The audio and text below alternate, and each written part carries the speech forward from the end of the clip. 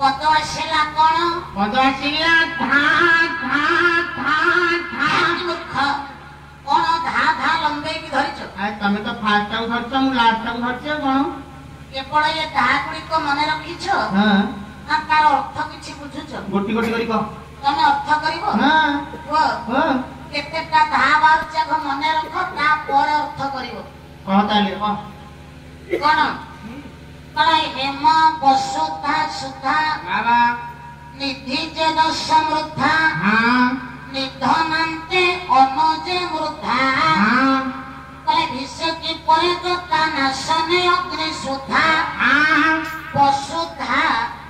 पुत्री रे वसुधा हां से करी सिद्धा हां श्री राम फेरिले अयोध्या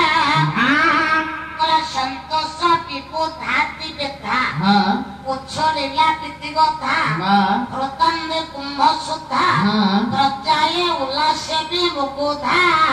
15टा कोन 15टा घा खाले गणित हां पढिची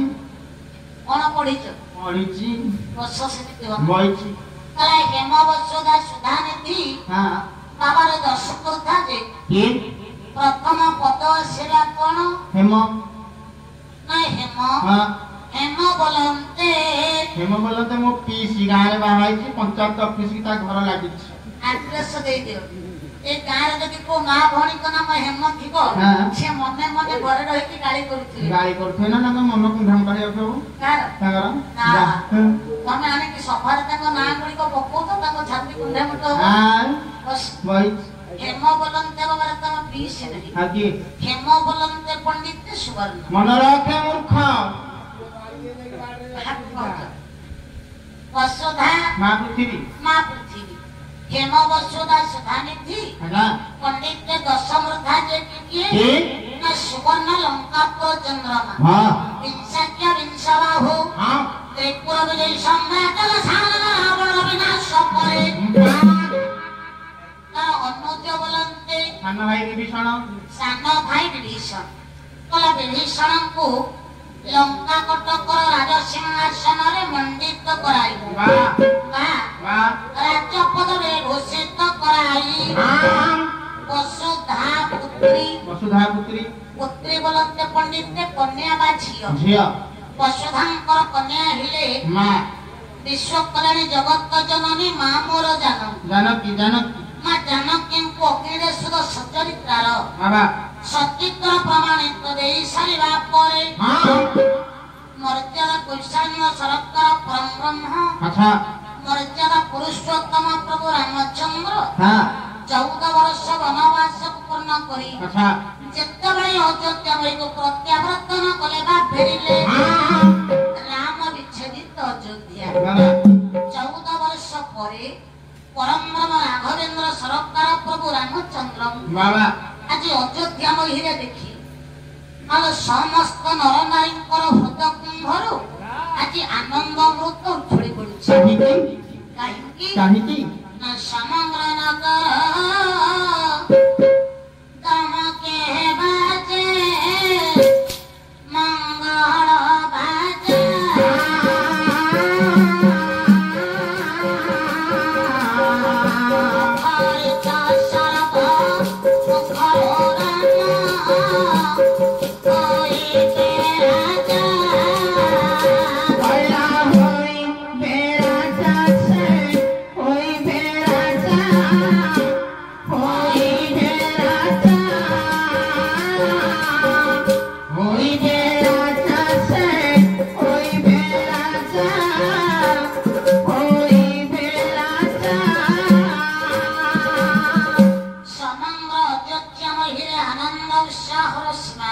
ना ना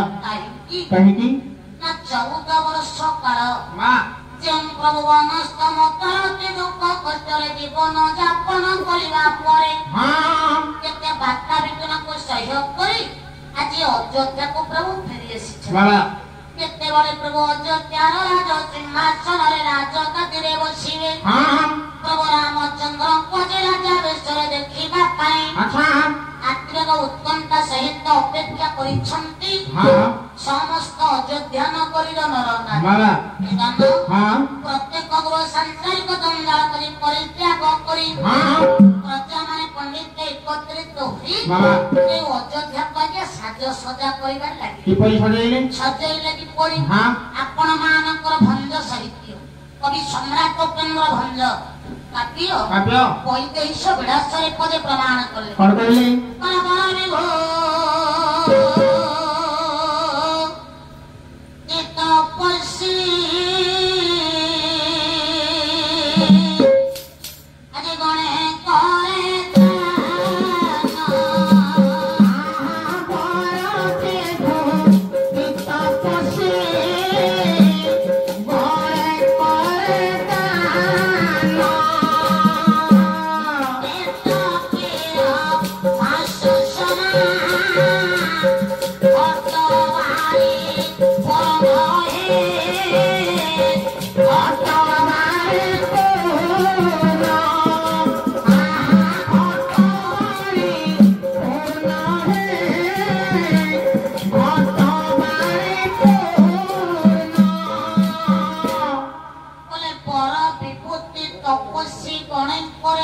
ହେଲା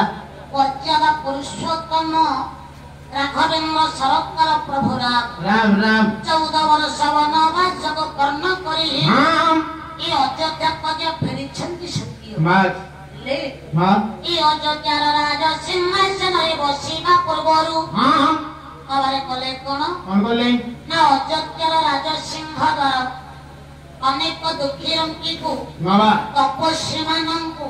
ପ୍ରଜା ବତ୍ସଳଙ୍କୁ ଡକାଇ ମାସ ଆଗେ ସ୍ୱହସ୍ତ ବୋଲନ୍ତେ ନିଜ ହସ୍ତରେ ନିଜ ହସ୍ତରେ ପ୍ରଭୁ ସେମାନଙ୍କୁ ଅନେକ ଧନ ସମ୍ପଦ ଦାନ କରିବାରେ ଲାଗିଲେ। ବା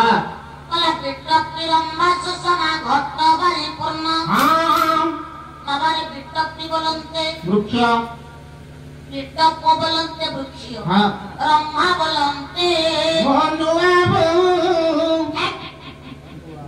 ଆରେ ନୂଆ ବୋଉ କଣ ଭାଉଜ 2024 ମସିହା ଚାଲିଲାଣି ତମେ ସେଇ ନୂଆ ବୋଉ ଡାକ୍ତର ଅଟକିକି ରହିଛ। ଆମେ ଥରେ ପୁରୁଣା କାଳୁ ଡାକି ଆଉଛୁ ତ ଏଇନା ଅଛୁ ଆଉ ଏକ ମୂର୍ଖ ହଁ ମୂର୍ଖ ବସ ସେମିତି ହନା ବଇଛି ତମ ରମ୍ଭା ବହୁଜଙ୍କା କଥା କବି ଏଠି କହିଲେ ଆଉ ତା କଥା କଲା ପିଟପ ବୋଲନ୍ତେ ବୃକ୍ଷ ହଁ ରମ୍ଭା ବୋଲନ୍ତେ ପଣ୍ଡିତେ କଦଳୀ ମନେ ରଖେ ପୁଅ କବି ଭଞ୍ଜଙ୍କର ଭାଷାରେ ପ୍ରଜା ମାନେ ଏକତ୍ରିତ ହୋଇ ହଁ ନଗରଟିକୁ କଦଳୀ ବୃକ୍ଷ ରୋପଣ କରି ବାବା ଘଟ ଘଟ ମାଟି ପାତ୍ର ବା ମାଟି କଳସ ବାସ ପାଳି ବୋଲନ୍ତେ ପଣ୍ଡିତେ ଜଳ ଜଳ ଜଳ ପୂର୍ଣ୍ଣ ଅର୍ଥାତ୍ ଗୋଟିଏ ପୂର୍ଣ୍ଣ କୁମ୍ଭ ତେଣୁ କଦଳୀ ବୃକ୍ଷକୁ ରୋପଣ କରି ବାବା ବାବା ପୂର୍ଣ୍ଣ କୁମ୍ଭକୁ ବସାଇ ହଁ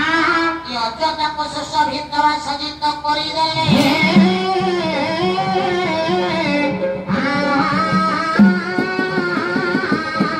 ତଳୁଟିଏ ପ୍ରଜାଟେ ଯେତେବେଳେ କଦଳୀ ବୃକ୍ଷ ରୋପଣ କରି ପୂର୍ଣ୍ଣ କୁମ୍ଭ ବସାଇଲେ ଆଠା ଆଠା ଆଉ ଦଳେ ପ୍ରଜା ଯେ ଅଯୋଧ୍ୟାରେ କଲେ କଣ କଣ କଲେ? କଲେ ବାକ୍ୟନାଥ ଭଳି